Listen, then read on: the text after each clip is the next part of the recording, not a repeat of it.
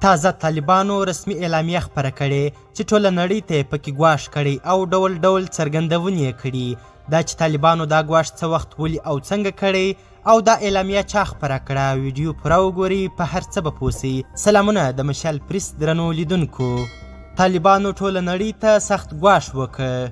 طالبانو په یوه اعلامیه کې ټوله نړۍ ته ښکاره پیغام ورکړ او زیاته یې کړه چې نور باید له افغانستان سره احتیاط وسي. د طالبانو ډلې نن د جدي شپږمه چې له افغانستانه د روسانو له وتلو سره برابره ده یوه اعلامیه خپره کړې چې پکې له ټولو هیوادونو څخه غوښتل سوي چې د افغانستان په کورنیو چارو کې لاسوهنه ونه کړي او دوی به د دې کار اجازه هم هیڅکله ورنه کړي. طالبانو وویل چې د افغانستان ازادي خوښه او د نړۍ څو تاړاکونه یې مات کړي دي او ازادي یې ترې اخیستې ده.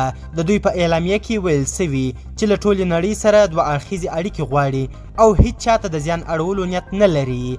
دوی له نړیوالو وغوښتل چې د افغانستان له کورنیو چارو دي لاس په سر سي او د دې هیواد په کورنیو چارو کې دي لاسوهنه نه کوي او دا فکر دې هم نه کوي.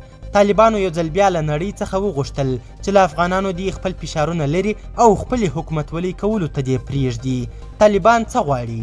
په افغانستان کې د طالبانو له راتګه څو میاشتې وځي. له هغه راوروسته اوس دا ډله غواړي چې ښه حکومت ولري او د نړۍ سره ښه اړیکې ولري.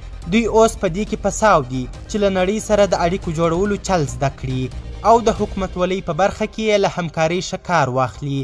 خو څرګنده خبره ده چې نړۍ دومره ژر په طالب باور نسي کولی.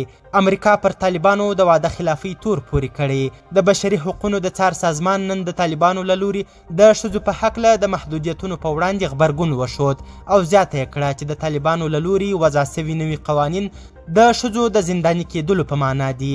د امریکا د ولسمشر مرستیالې کاملا هریس هم نن د طالبانو له لوري د محدودیتونو د وضع کېدلو په هکله وویل چې دا کارونه امریکا ته د منلو وړ نه دي او طالبان باید ترې ډډه وکړي. قدرمنو لیدونکو، تاسو د طالبانو د دې اعلامیې په اړه څه نظر لري؟ خپل نظریات مو راسره کمنټ کې شریک کړي او زموږ همدغه یوټیوب چینل هم سبسکرایب کړي. تر بیا او بلې ویډیو د الله پامان.